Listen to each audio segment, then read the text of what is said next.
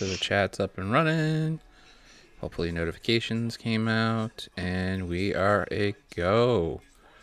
So what's good, guys? How you doing? Another episode of the Wicked Crazy Pinfall Podcast. Like I said, try saying that 10 times fast. What's up, dude? You've heard this guy before. It's the one and only wrestling plug. What's up? What's happening? Throwback. What's good tonight? Not much. Celtics are on. People are paying attention to that stuff. So, it is what it is. So what did you think about NXT this week? Oh, NXT was, as always, is a great show. I mean, you had Adam Cole, Finn Balor. You can't really go wrong there. I mean, two of the best going at it for the title. Do you think, like we were talking about previously, that Finn was actually the right choice? Yeah. I've been very vocal on my podcast as well as on Facebook on Wrestling Plug Inc. that what's the point of having Finn down there if he's not winning championships, if he's not kicking ass and taking names? Hopefully I can say that on your show. By the way, this is Wrestling Plug's first ever cam interview show. They do everything on all different platforms, so he's a little nervous. Yeah. I've avoided the video chat until today, and I appreciate you having me on. Hopefully I look good for the camera. I know it adds 10 pounds, but we're here. Well, we're just going to go for it. I had a rock star with me and a good person with me last week. They stuck it through all the technical stuff, and they're in the chat. Thank you, Joel and Tim. I really appreciate all that. Anakin is in the chat. You got Tim Traver. All these great guys, all these staples. Also, all three mods. So that you can't go wrong there. So with everything going on in NXT, you have the women's division basically opening up right now. EO is basically being set up to go with Rhea. Obviously, it seems. Do you think Rhea deserves another shot at the title, or do you think it's better off going forth? This Rhea Ripley, absolutely. Ass-kicking Rhea Ripley all day. Talk about like the craziest arc of the last year. I mean, at this time last year around Survivor Series, Rhea Ripley was the number one talked about women's wrestler in the world. And then she fell off the map a little bit there after that loss to Charlotte, kind of finding her footing, that whole deal with the Robert Stone brand. I didn't really dig that. But this Rhea Ripley coming out, she took down Mercedes Martinez in a steel cage on Tuesday night.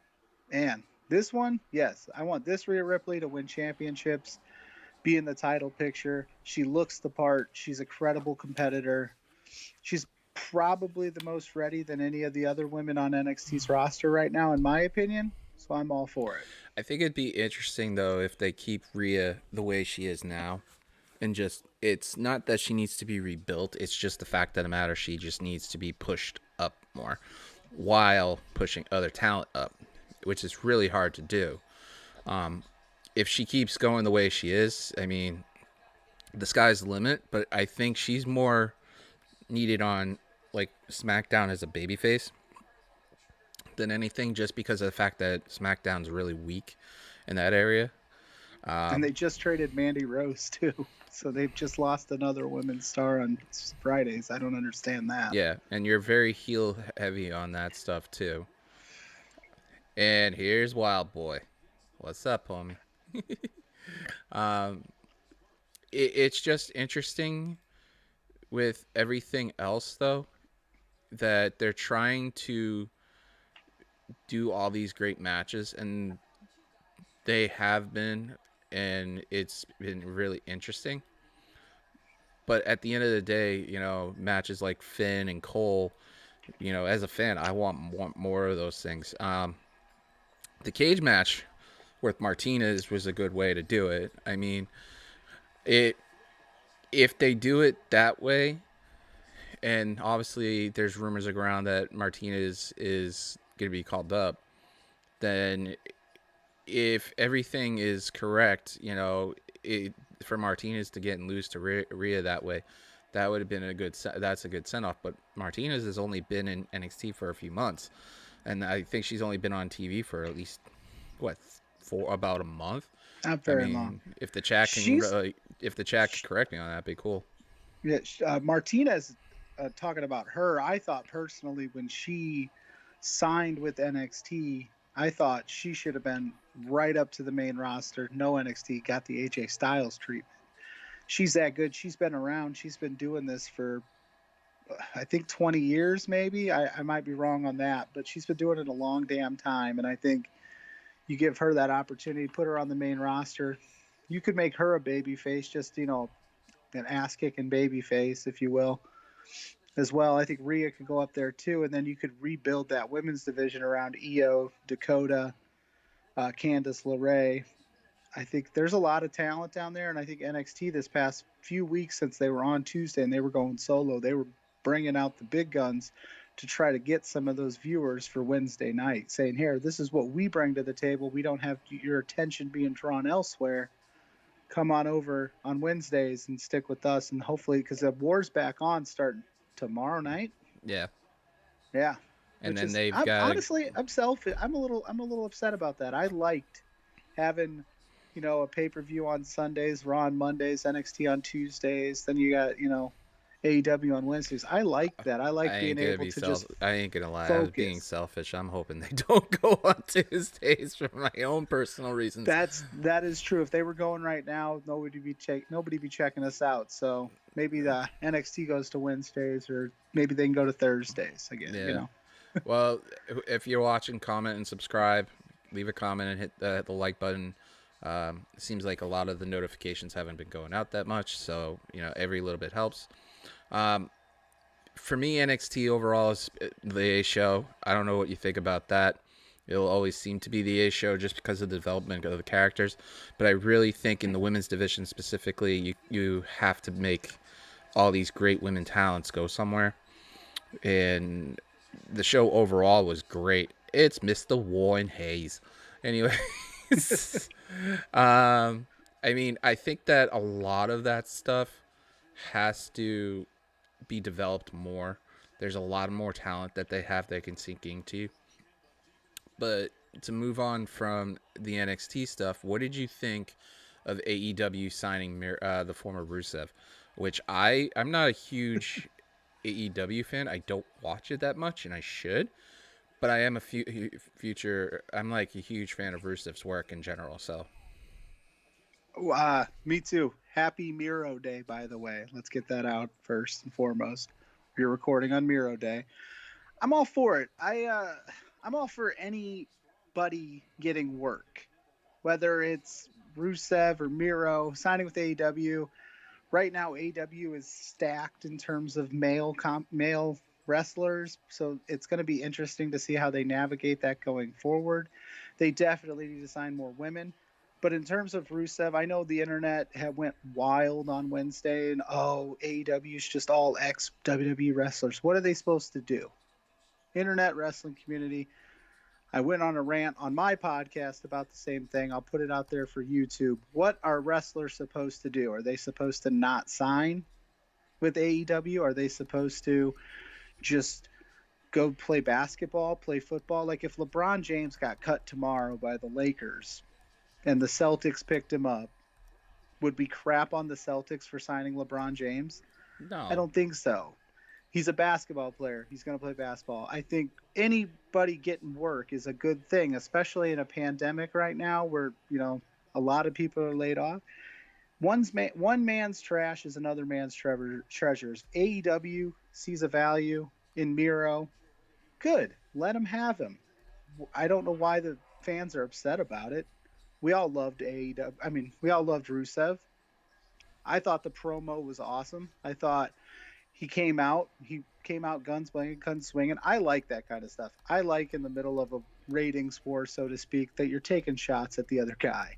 That's just me. I don't believe in this whole just keep your head down and do your own thing. No, take a few shots, make it fun. That's what made the Attitude Era so much fun. And one of the shining moments in the Attitude Era was DX taking a tank to WCW, and Eric Bischoff calling out Vince McMahon. So let them call each other out. Let them have some fun. Miro got a job. That's fantastic. He gets to work.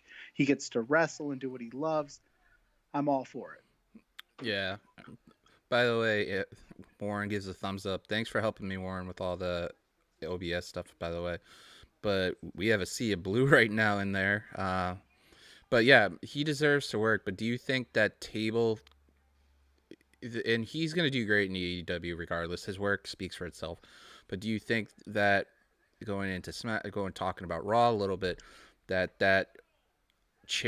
table spot that Lana took was a recourse, like an old like receipt for that? All right. I'm gonna answer your question with a question. Does Vince McMahon still own WWE? Then yeah, that was retaliation. I don't care what Vince says. I don't worry about the other guy. Lana's husband signed with AEW, went on AEW, told him to stick a brass ring up his ass. Lana, we don't do much with you, but we're putting you through a table tonight. But rumor has it she just signed a 5-year contract with the WWE, so I'm sure she's fine with it getting that check. Keep getting them checks, Lana. Yeah, I mean, it's just interesting how literally he shows up on AEW and then the next minute she goes through a table. So with that being said, I mean, there's so much good stuff going on. I mean, I think in New Japan, the G1 Climax is going on. You've got a couple of good pay-per-views coming up. It seems like the landscape's completely good. Mostly with Raw, though, because we'll talk about that first before SmackDown, because SmackDown was amazing. What did you think about the Dom and Ray mixture with the whole thing with Seth and Murphy? And then we'll talk about the match itself in a second, though. Oh, for me, is it just me, or is Dominic just, he loves a good fashioned street fight, good old fashioned street fight. Somebody says street or fight, he's like, I'm in. Let's go. Round one. Exactly. Like the kid is good. He's got talent. I mean, he is expected to be good. He's a Mysterio. I wish they would start to move away a little bit from Seth and Dominic and Ray and this whole dynamic, because yes, it has a lot of interesting wrinkles to it, but now I'm looking at Dominic as like a one-trick pony, and is he only good because Seth making him good? And Buddy's a great worker too, which when you're with your new talent, you want to put in with good workers so that they can shine. But I'd like to see what Dominic can do with some of this other, people on Raw. Even if it is you want to go back to the Seth Rollins feud, let's have him, face some other people, so it just keeps it fresh and it's not every week. It's a different variation. The same thing all over and over and over again, whether it's good or not, can get stale at times. So I think Dominic's got a bright future. I think Ray and Seth need to have one big blow-off match. They're getting the family involved. That's an interesting little wrinkle there, but it's good stuff.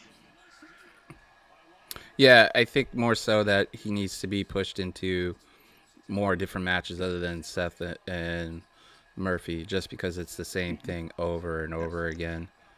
And that loses viewers, man. The same wash, rinse, repeat, same tactics. That just does not do it for me. I like to be, especially on a 3-hour show. WWE, the land of 50-50. Exactly. It really is.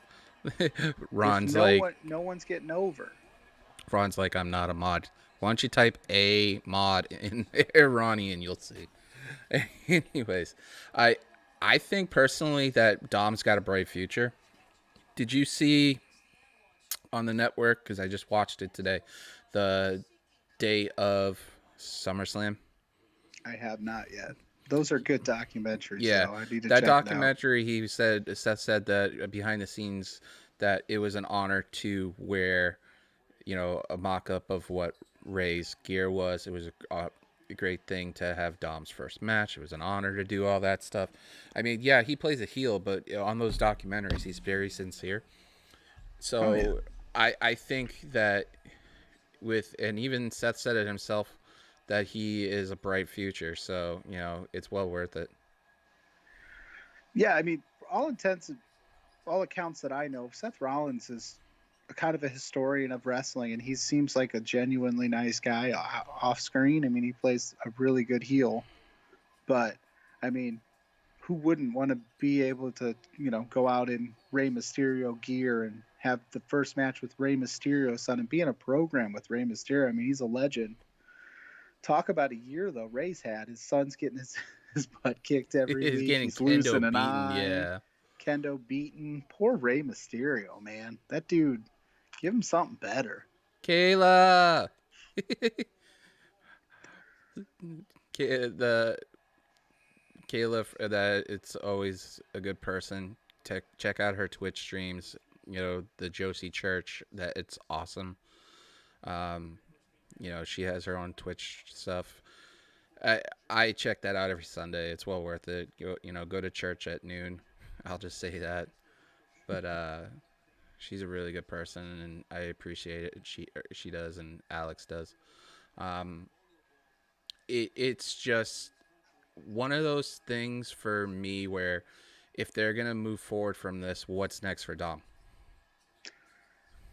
That's a good question, but an intriguing one. You could go a lot of ways with Dominic after. I mean, if let's say he gets that big win over Seth Rollins, that wouldn't you say that puts him in the driver's seat for a high profile match?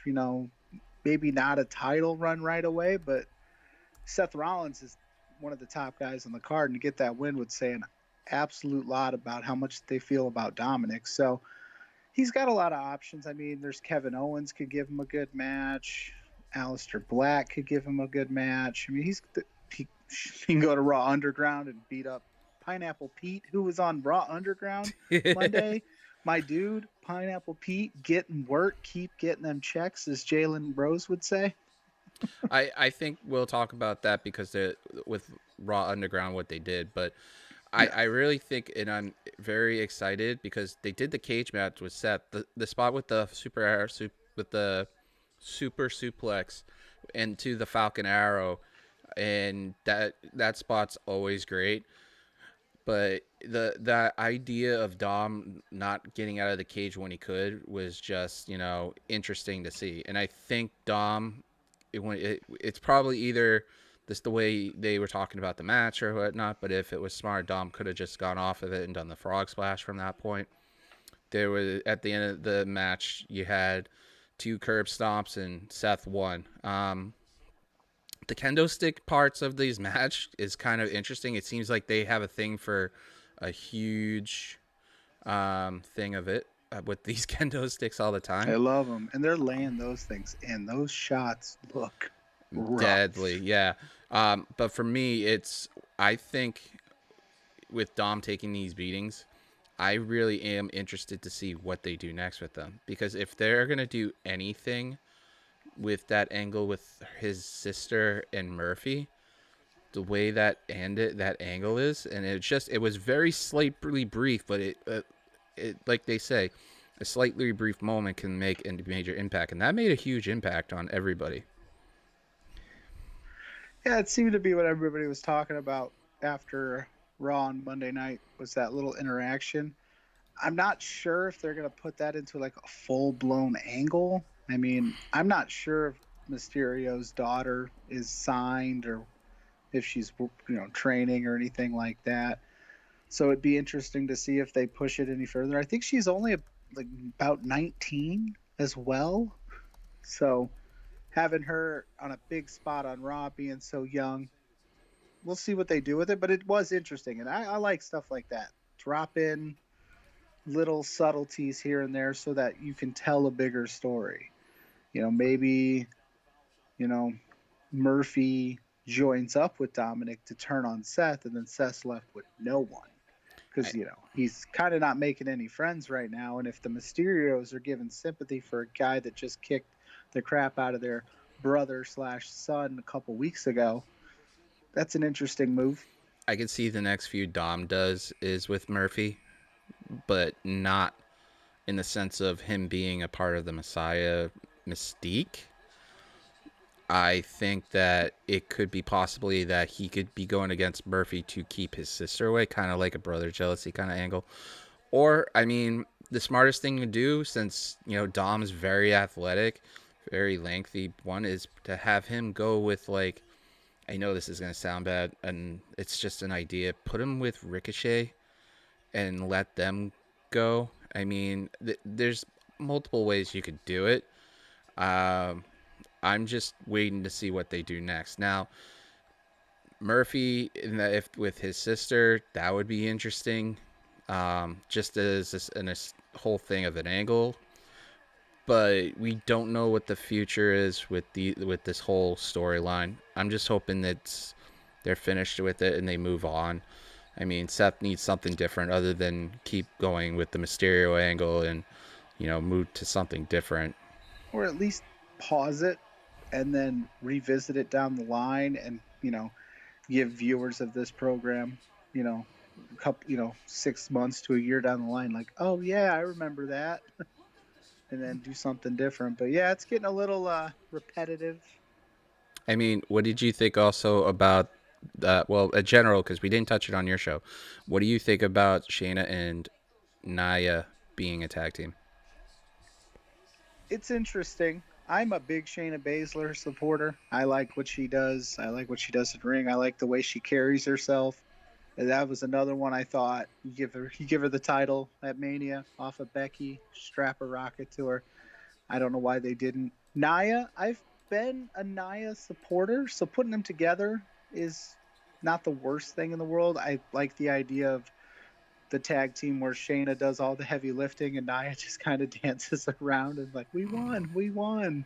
So give me that. That's fine. I don't think it's a long-term solution to the tag division, and honestly, the way that they are positioning the tag divisions in WWE doesn't look like they have the long-term solution Don't, either. yeah, They are don't. dropping like flies. They don't get me started on that. Oh, I get it started. started. Why not? All right, so I tweeted about this earlier on Monday, if I could find it, and I said there's just this huge thing that really irritated me about all this stuff, because it's ridiculous how they're setting all these up and they're not giving anybody opportunities that they quote unquote say. And I said that this on Twitter the other day, that WWE needs to just, quote unquote, stop beating a dead horse with the same matches again and again. If the ratings are anything, as they say, and listen to the viewers, which they obviously don't, they shouldn't be giving the audience 50-50. WWE, if they're really listening still, needs to build up more suspense when it comes to stories and not announce people coming back or quote unquote being taken out. Keep people off or to surprise the audience and create suspense. That's their major problem.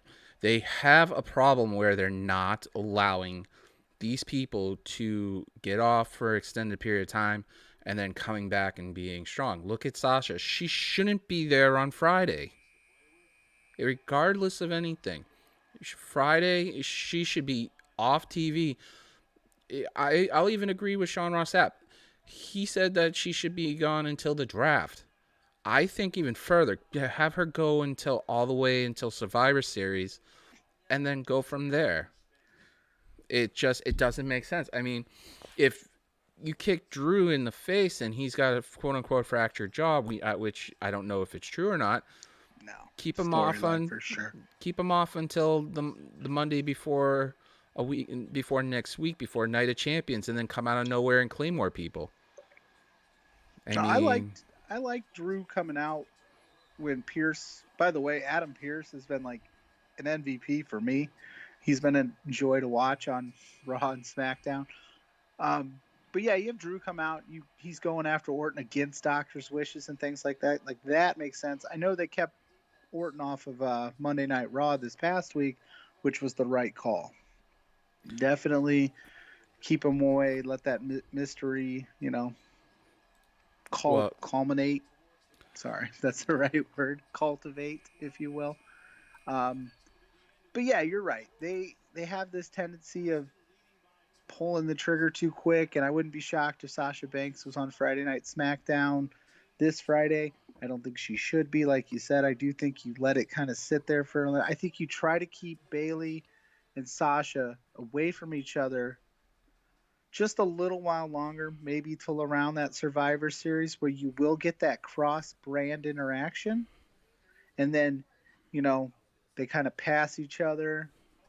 Something. Just keep them separated, but keep them still doing the same storyline. I think that they should keep Sasha off till Survivor Series, since Survivor Series is interbranded. And literally, I think the best way they could do all of this is turn around and make Sasha win the Rumble, and then there's your Mania match. You have Bayley keep holding the title to be the longest women's champion of all time. Not SmackDown, but just all in period, beating Becky and all that stuff.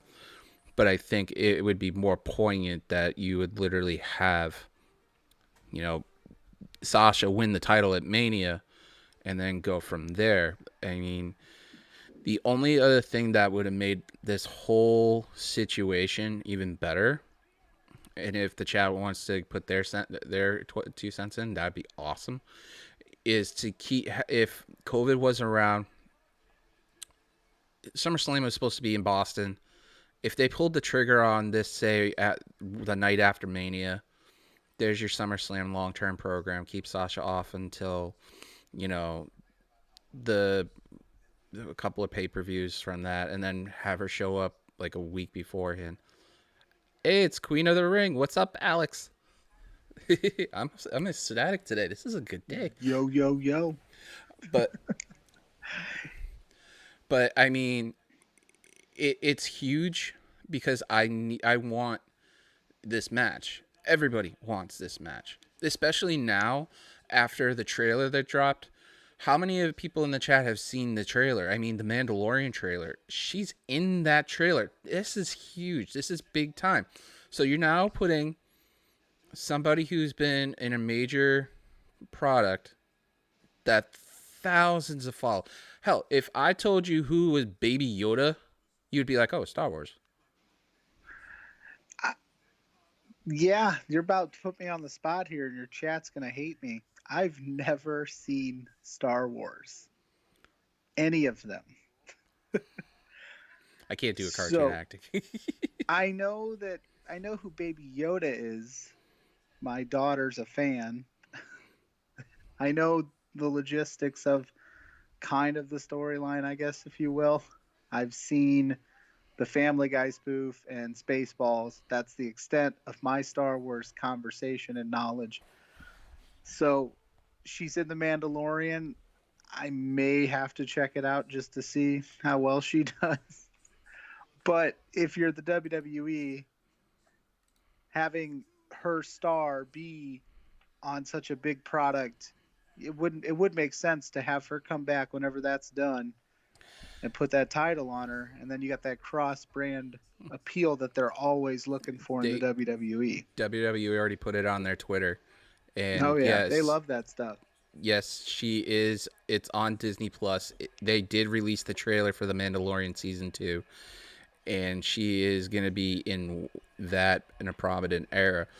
It's very interesting to see how this is all going to happen, and you could build this match between the longest champion versus someone who's building her own name. Now, I'm very excited for them to do this match, and there's only a couple of ways to do it. You could do it in a Hell in a Cell. You could do it, hell, that Iron Man match in Brooklyn alone. Yeah, make them do 60. Let them go 60 minutes on each other. I like knowing what the chat thinks about all this. if they go 60 minutes on a pay-per-view throwback, you know that pay-per-view is going to be 8 hours long. Yeah, so, but the thing about it is, I don't even know if this needs. I don't think this needs any kind of stipulation, at least for the initial. Hell, I don't think it needs one at all. Even if a blow-off match, I think you just let them go.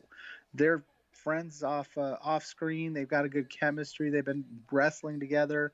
They practically came up together. I think that they of just them two alone with a belt, that's all I need. That's a main event of a WrestleMania. That's a main event any pay-per-view. So give us that match. It's weird. I don't want them to fight, but I want them to fight, if that makes sense. Like, I wanted them to stay together as the golden role models. I thought that was the best work of the summer. They were the MVPs of both Raw and SmackDown, in my opinion. But now I'm like, I want to see them fight, but dang it, I really don't. I think I got the facts wrong. I'm sorry. Alex said that the Iron Man match was the next takeover, separate from Brooklyn. Hmm. I remember the Brooklyn match because I watched it and I thought that was the Iron Man match, but still, that was an awesome match regardless. I mean, it, these guys can go. These ladies are literally the best right now in this company. And I personally think, and I'm being very, very homery, very biased, I think Sasha should have a long title reign on this. This is regardless.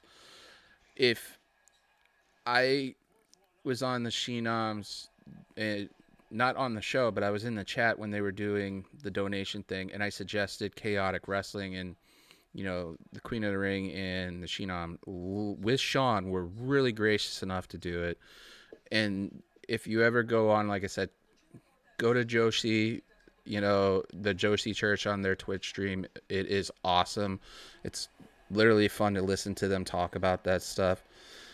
But I'm telling you right now, I mean, give Sasha a long reign. Don't make this whole joke where she wins it and she can't hold it anymore. Just get rid of that. But I really think seeing her growth as much as I have through, like, obviously the YouTube stuff, but her wrestling in Massachusetts, she's huge in this area. I'm more prone to people who live here because you could see how hard they work. Now everybody's like that. If you saw, Seth work in Chicago, you're close to that. But I really believe Sasha's that good, and I really think that it's well worth it. So with Nia and Shayna being tag champions and that negates it, I think Liv and Ruby have a real shot for that because Raw's heavy on faces, SmackDown's heavy on heels. You need to balance that out somehow. If you give Liv and Ruby the titles, you go in all three brands. And if they decide to stay over the SmackDown side, that kind of balances out a little bit. So what do you think about that? Oh, actually, to your point, Ruby Riott is from my neck of the woods, so to speak. So seeing her come up, for years. So I'm big, and Kyle, my esteemed podcast partner, we're big Ruby Riott supporters. She actually shops at our local grocery store that I work at. So I'm all for it. And they're booking her strong. They're booking Liv strong. I'm glad that they finally have some direction with those two. It was kind of weird. They brought back Liv and that, I don't even know what to call it, kind of glamorous vignettes type stuff. And it just didn't click for me.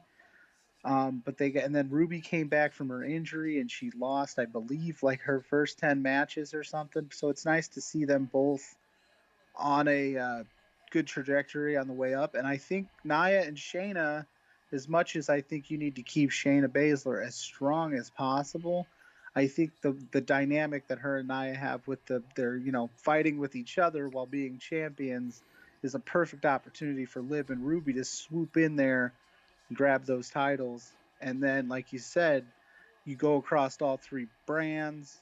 Which I'm still interested to see if they're going to do that with Shayna and Nia, if they're going to move them to each brand. But I think Ruby and Liv could have some really good tag matches down in NXT if they wanted to go that route. SmackDown obviously needs more women's performers, so they could be used there. It's all going to be interesting to see if they have the draft in October, like it's been rumored. If they split them up, I would be shocked if they did, but they've done it before. So we'll see if they put some stock into the Riot Squad 2.0. Yeah, I'm gonna agree with you that they need these titles and more so than Shayna and Nia does. But I mean, what are you gonna do now that Mandy's over there? Are you gonna send Peyton over to SmackDown and make her a face? That doesn't make any sense. She's a pure. What they do is what they do. They're pure heels. They're really good at it. All the only product that's balanced on that division is just NXT because you got to mix. Now, circling back to NXT, I forgot to ask you this: is that what did you think about that food fight? I thought it was very main roster esque.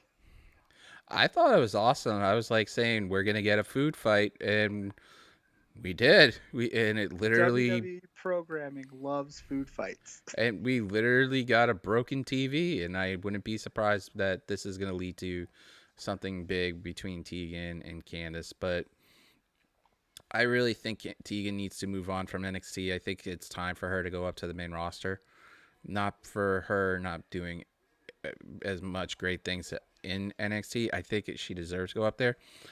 Also, now that we have NXT UK, and you never know with COVID, that those restrictions might get lifted up for international travel. Mm-hmm. That would make it even interesting. And this is another thought I'll talk about later on.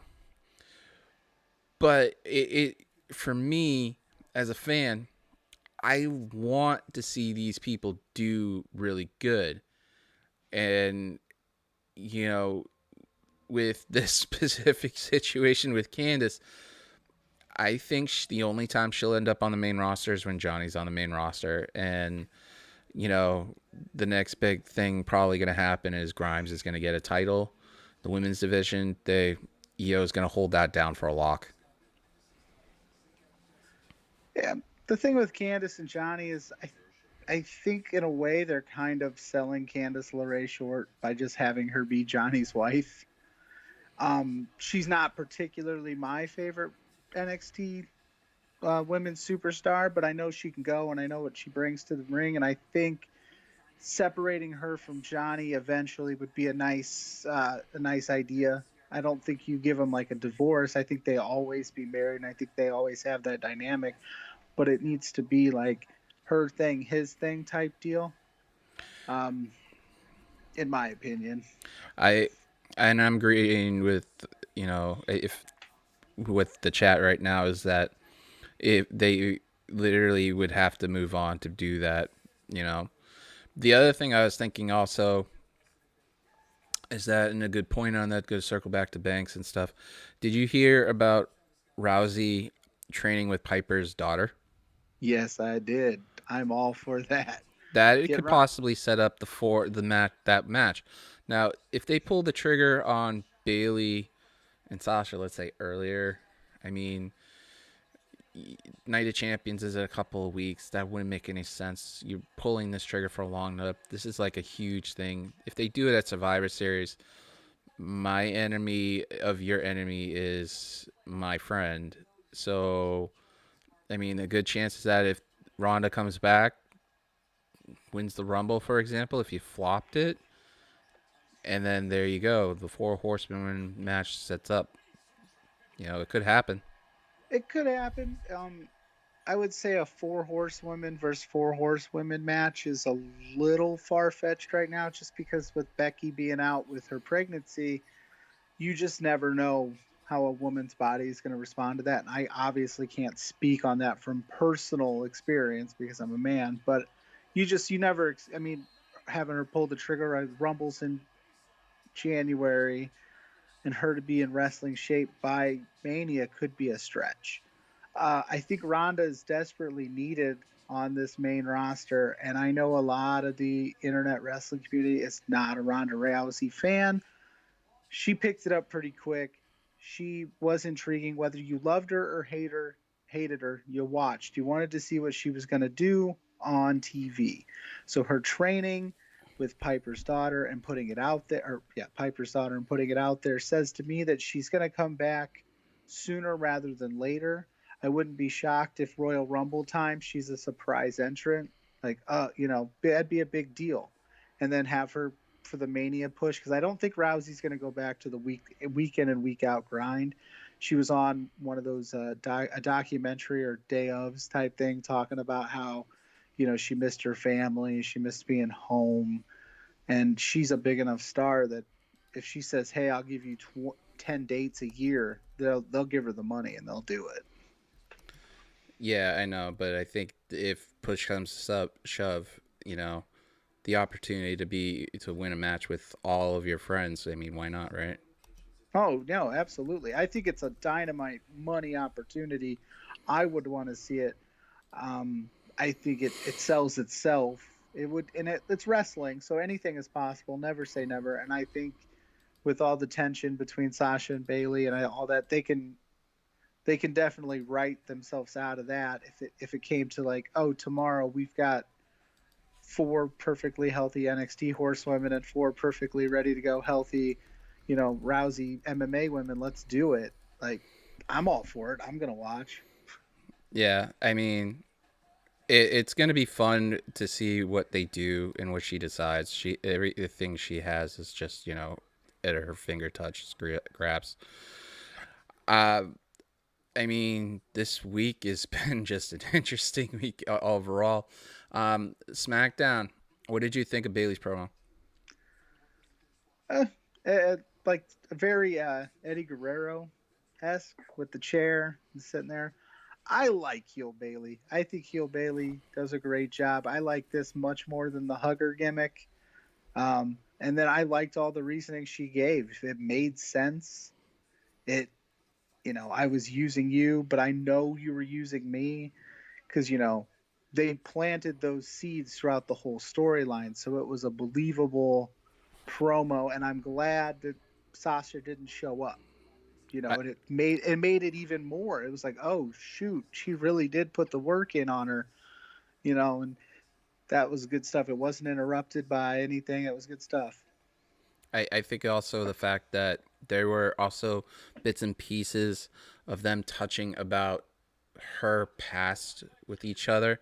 The whole thing of Sasha turning around and stuff like that.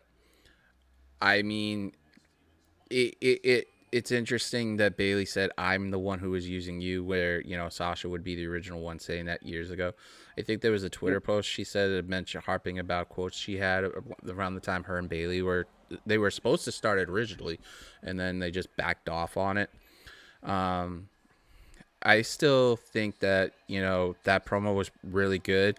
I think Bailey is probably the top female wrestler this year, and Sasha's right behind her. But you could either flip the three, in my opinion, between her. Obviously, Britt Baker's there in the conversation for that. But I think, you've got Sasha, Asuka, and Bailey right there in the mix. Now, They when carried this empty arena era, those three, Asuka, Sasha, and Bailey, for a long time, and they did. I mean, it was good stuff, and it was must see for me. I agree with Kayla that some people think the ship has sailed for the Four Horsemen match, I'm starting to get to that point.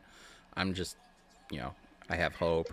It's hard to it's hard to have eight people in the same on the same trajectory at the same time. I mean, I know for a while there, to Kayla's point, it has probably sailed. I know Marina and Jessamine Duke weren't ready when it was probably like the time to do it.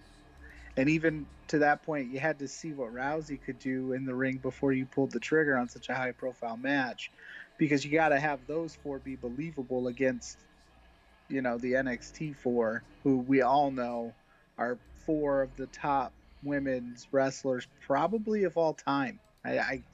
I can't imagine, if you put together a list of the top 10 WWE female superstars, that those four aren't all in there, if not at the top. I In my mean, if you had to say all time, then that's a little hard because you're talking about long generations. I mean, but that's a different say a different story. Hey, I can tell you right now, I'm controversial. Hot take alert. Becky and Charlotte, hands down, are more talented in ring than Lita and Trish ever were. That's kind of it. Also is error based. It's like me saying that, you know, Roman Reigns is better than The Rock, but it's generation difference. It's like that's the same debate saying that Sasha's better than, Lita, or, Becky's better than, Kelly or whatnot. It's all based Becky off. is better than Well, Kelly, to you know be what I fair. mean, though. I No, I know what mean, you mean. it's It based was a off all different that time. stuff. Yeah. It, I agree. It's the same debate in sports with LeBron. It's not his fault. He was born in an era where you can't clothesline a dude going to the rim. I get that. I'm just saying, in ring work, technical abilities alone, I mean, those four women, it's hard to find another four that tops them. I really think that in the next generation, you got Rhea ahead of it, and also people forget Sasha's young. She's 28 years old, so I mean she's gonna be in that same generation against Rhea, and that could be the major program people want. Um, Yeah. I kind of think I think that Rhea's 23 too. Her future is bright. yeah, and it wasn't Snitsky's fault either. Warren. Um, but I think Raw this week was pretty good. Um, like I said, SmackDown was pretty good too. What do you think about them setting up the angle of the IC title, like the title versus title, like the Punk Cena match kind of thing? I love that. That's one of my favorite, like low key favorite, like guilty pleasure angles in wrestling history is the I got a title, I never lost it. You got a title, you're not really the champion. And Sami Zayn, I mean, the dude is just money. Whatever he does, it like works for me. It's funny, it's entertaining, it's well thought out. Like he's a smart guy. And I don't know if that was like the long term story was like, hey, we're gonna have he's gonna sit out, and then when he comes back, we're gonna run this angle.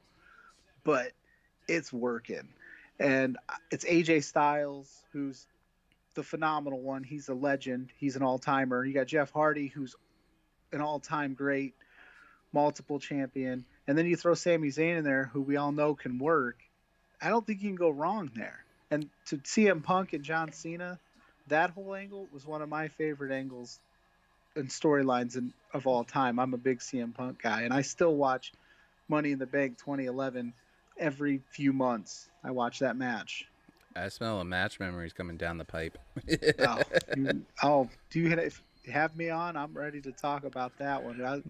That night, I don't think that crowd was electric. Oh, it was in Punk's hometown, Chicago. Cubbies, let's go. You can't get much better than that. So yeah, this triple threat. I mean, you can't go wrong. I'm trying to think of ways that it just doesn't make sense, but it's three of some of the best workers the WWE has. Putting them in a ring. Let's see what they can do. You can't mess that up. I it could be just interesting to have Hardy, especially since he just got a contract extension to and re-signed his contract. I believe that's the truth. Which I'm surprised to see. I which would be interesting to him to give away the IC title since he's only have it for a short time. I think the right way to do it is if Brian gets back, have a fatal four-way and just have all four of them go at it. Or better yet, add E to it. I mean, put him in a program for the IC title. Give him something to chew on. Now, the big match going forward, which is Night of Champions, is probably going to be the main event, considering he just shows up some wins. I kind of am going to talk about my opinion of Roman because I didn't get to do it the last couple of weeks with NXT being on Tuesdays. So what's your opinion right now of Roman and how his character is gone? This is the Roman Reigns that we've all wanted for the last 6 years. I think it's got a lot of potential. There's a lot of meat on the bone. Paul E being his manager or his advisor to the tribal chief or whatever is money. One of the best guys on the mic. Roman doesn't have to say a lot. This is what we've wanted. When they were trying to push Roman down our throats, we weren't having it. And then the Shield breaks up, and he's still in the tactical gear. He's still coming to the same music. I think they need to change his music. I thought he needed a whole repackage. And then, he was this is my yard, and it wasn't believable. This Roman Reigns, however, is believable. The guy is jacked. He looks great. He's got the title, which needed to be away from the Fiend anyway, and so that makes a lot of sense to me to pull the trigger on it. He's got me now to the point where when he's on TV, I want to see what he's doing. I want to know what happened, which is what you want on a Friday night SmackDown. Is you want people to go, "Oh, what's this new Roman doing? I got to see that." You want to bring in those viewers. Yeah, I know, especially with Roman doing the way he is now. Roman being the heel that everybody wanted. I really think they should have done it when he won the Rumble when his cousin came out, when The Rock came Oh, out. oh yeah, I would have had him clothesline The Rock straight up. But that wasn't the case. I think that more so that they need to keep him established like this. Now, the whole tagline "show up and win," that is interesting. Having Heyman not even talk as much as he does like he does with Brock, that's even more interesting. Like the Talking Smack thing, he showed up on Talking Smack and didn't say one word. They're doing enough different with Paul Heyman that it doesn't feel like a carbon copy of the Brock Heyman story, which is what I like about this a lot. I think he's even tweaked his cadence a little bit. What they were talking about in that promo about them both being slighted was real talk. That came from a place of like, this is real. This isn't like, scripted cookie cutter promo stuff. This is they're going into some real issues, and that's what I like to see. That makes me go, oh shoot, this is believable. This is some real stuff. It blurs that line, and wrestling needs that line blurred every once in a while of what's real and what's kayfabe. Yeah, and the thing with him and his cousin going at it, which is, Jimmy. Actually, it's Mm-hmm. Jay, I think. Yeah, One of the twins. Jimmy's That out. the thing about it is that one of them is going to end up going to push Roman to the list. Now, this is probably going to be a match where they're going to, not 50-50, but you're going to end up getting 2 or 3 matches until Survivor Series at least. I hope this ends in a finger poke of doom situation where then Jimmy comes back and they just align with Roman Reigns and they just wreck everyone and leave, man. Yeah, I know. I don't think that's going to happen, but that would be funny to just see Jay just flop down on the middle of the mat for the 1, 2, 3. The heat that would get on the internet would be insane. It's just fun with these guys to see the dynamic that is, and at least they acknowledge that, the whole thing of Heyman calling out about how he knows his family and stuff. They solved that thing with having, Uso going in there and saying, yeah, my family. You've known my family for years and stuff like that. That kind of gave that reasoning out. The match, though, is going to be really good. And I have a feeling it's going to be extremely physical, fast-paced, and stuff like that. It's probably going to be a good match if it keeps up to the hype and stuff, and I'm hoping it does. Question for you, throwback on that to the match. Does Jay start kicking his own ass and Roman shows up 5 minutes into the ring, or do they actually show up at the same time and wrestle bell to bell? It would have to be the same time regardless. I mean, it should be fine. Jay just starts punching himself in the face, and then Roman's like, oh, opportunity. Spear, Superman punch, wreck everyone and leave. DGMC, I kind of disagree on the whole thing. I think some people are going to end up getting upset if it's not competitive as much. Just because of the pedigree, the backstory they're talking about. They're talking about how Roman beat the crap out of him when he was a kid. There's a lot of intricate things. They're very physical people by nature. It's really going to be a good match. Now, we've got Bayley versus Nikki again. But hey. They But couldn't have gone any other direction, but that I don't see where that's going. the outcome, it's not about the match. It's about what happened during Right. that match. Harley Quinn showed up. Yes. I I really think that they're not done with the Fiend yet with Roman, and I don't think they're done with it just yet. No, Now, he's been calling him out in the fun house. so and with that, Sister Abigail, that was very telling. Now, if you're a DC fan, I don't know if you are, and I've said this before, this is the equivalent of Roman being the Batman. You know, obviously, I don't have to mention who's the Joker and who's Harley Quinn. Now that Braun's now, we'll talk about Raw Underground in a second. It's interesting to see from my perspective is that they're using a lot of dynamic things on that. Now, I think if they do the Fiend Roman again in like DMGC in a cell or a different match, Alexa's going to be the one that causes the problems. Hence why Harley Quinn.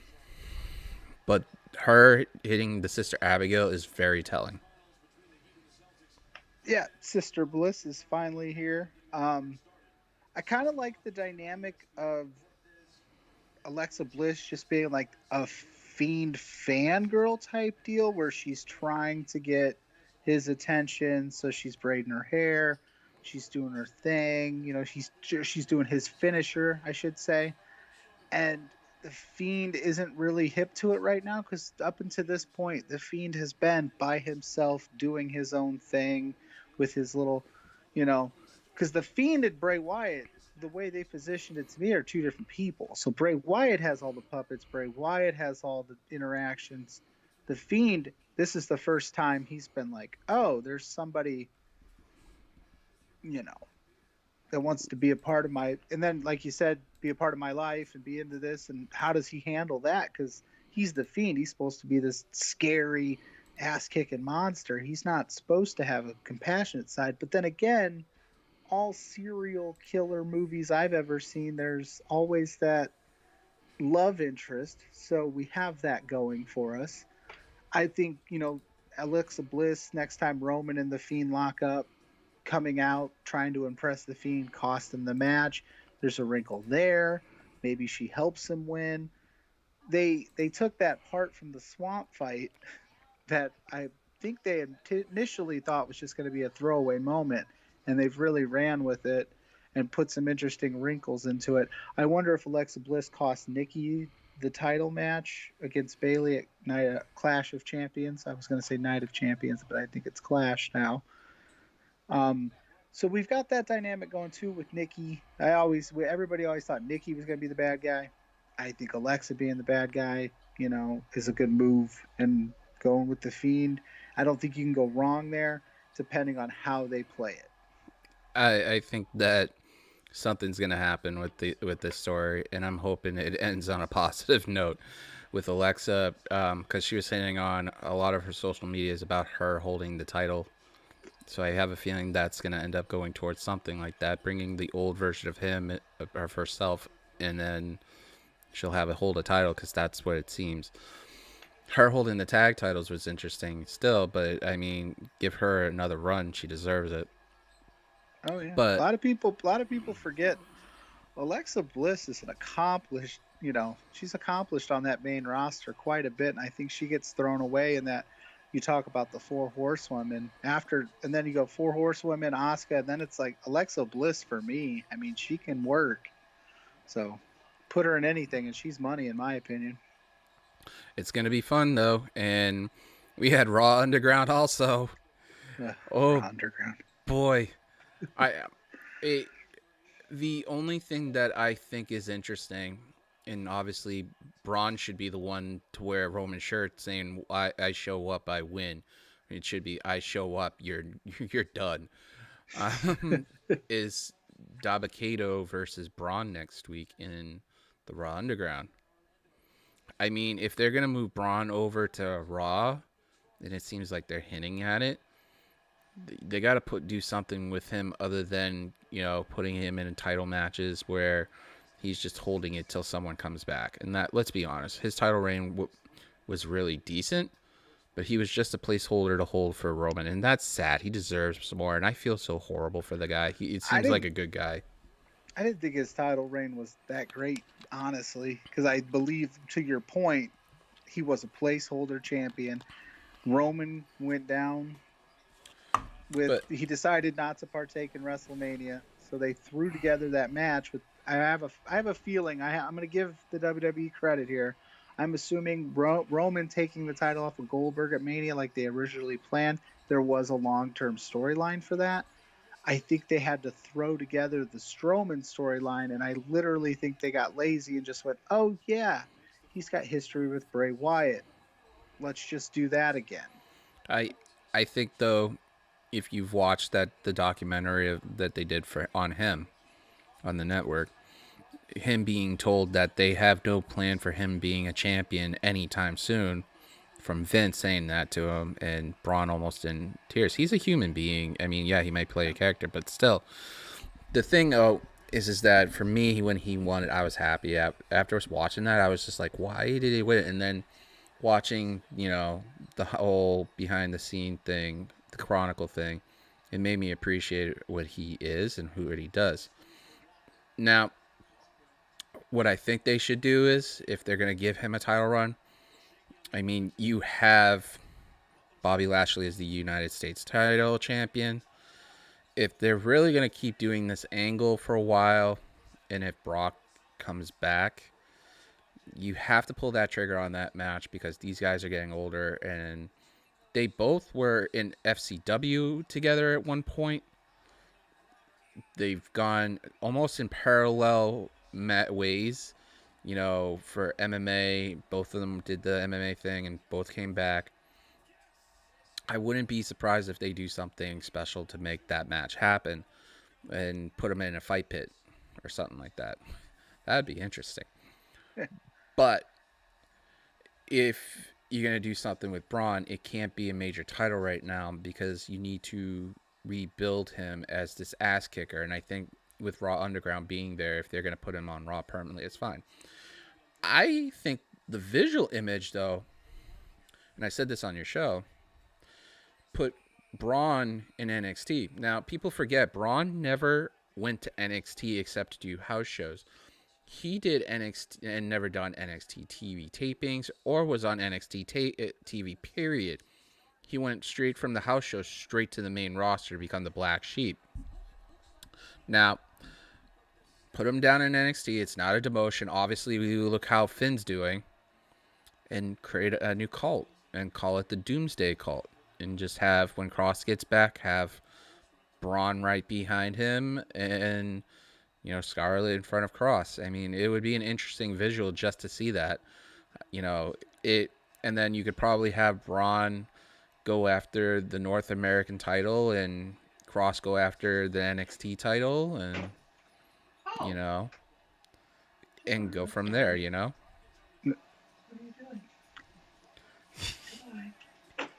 Sorry about that. Interruptions. But I mean, just the visual aspect of it is a lot more fun. Isn't it crazy to think, though, that we're at a point where we're talking about rebuilding Braun Strowman? Yeah, The dude is a tank. He should always be book strong. He should always look like $1,000,000, and we have to go through this. Like, all right, he needs to get away from the title picture and be rebranded. Yeah, I mean, I'm up for new stuff with Strowman. I mean, Raw Underground seems like a good idea. I mean, he just goes in there, just steal Roman's line and wreck everyone and leave. I don't see anybody in that Underground giving him much of a fight, unless they really want to make Dabba-Kato look super strong. Maybe that he, goes a few minutes. It would be interesting to see if they had Dabba-Kato beat, Strowman in the Underground. That would say a lot about how they see him. Yeah, and you got to figure out what's next. Well, this has pretty much been a great time. So tell them where they can find you, my friend. Well, you can find myself and my partner Kyle every week we do a podcast called The Plug. We talk wrestling, shoot the shit, do our thing. I put those out on Friday on Facebook. You can find us on Facebook at Wrestling Plug Inc. On Twitter, we are at Wrestling Plug. Instagram's Wrestling Plug Inc. as well. Just stop over, say hi, good time. I appreciate Throwback having me on, popping my cherry, so to speak, in the visual side of things. I've never done this, so I appreciate you taking the time out, having us on. Well, me, Kyle was busy today. He's a superstar. He's got that Brock Lesnar contract.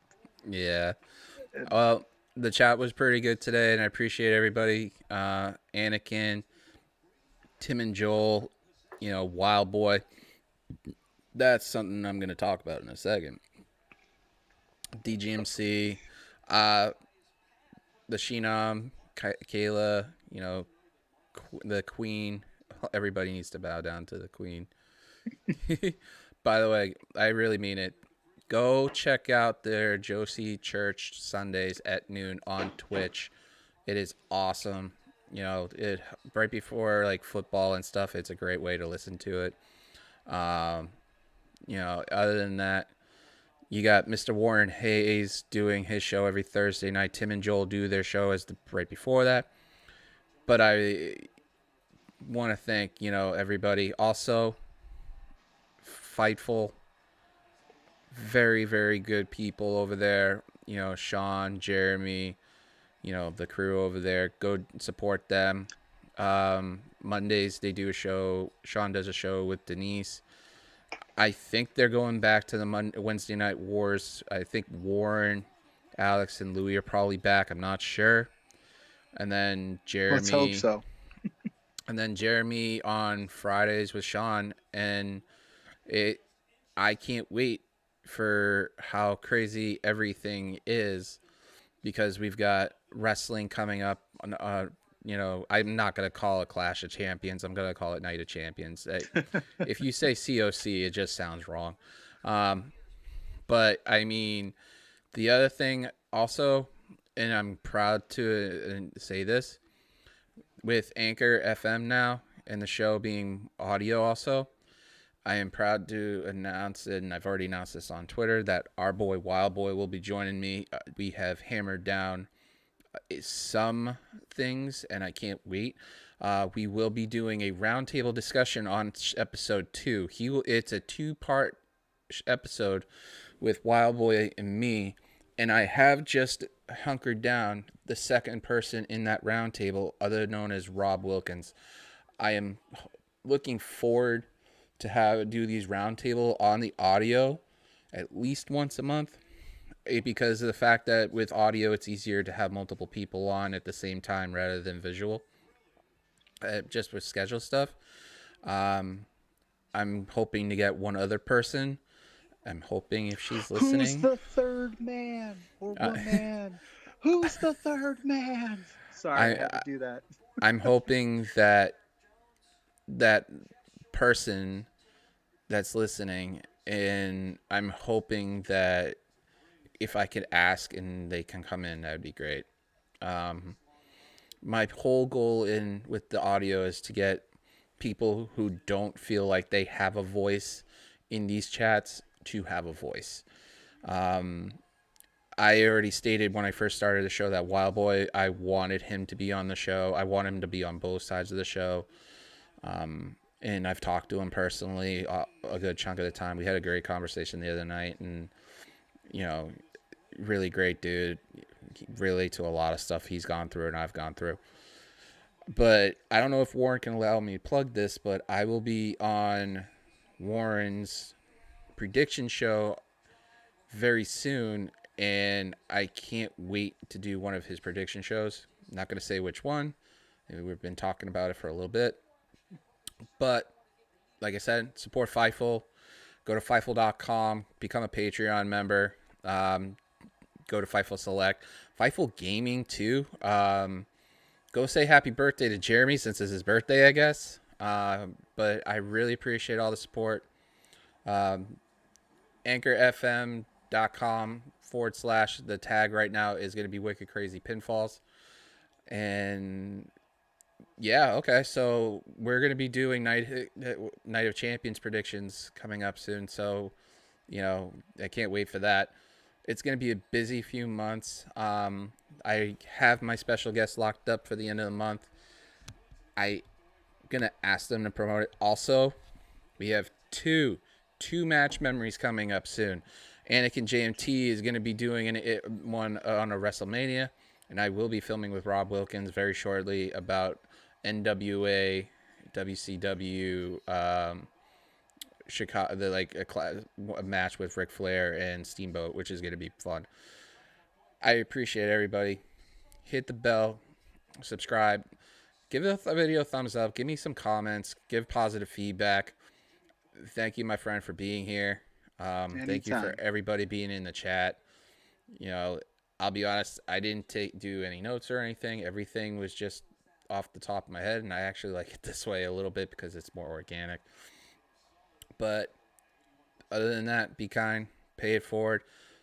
Go to Fightful, support Warren, support Wrestling Plug, Tim and Joel in the ring. Wrestling Plug Inc., sir. Gotta put that ink on there. Yeah. And then on top of that, do me a favor. Go to church on Sundays. Go to Twitch and go to the Sheenom's Twitch and join her and Alex, the Queen of the Ring, and go check out everything with Sean and all that stuff. Just support each other. Pay it forward. Do a good deed. Other than that, have a good night, guys. Be safe. And if Patel Ron's listening, we are in overtime.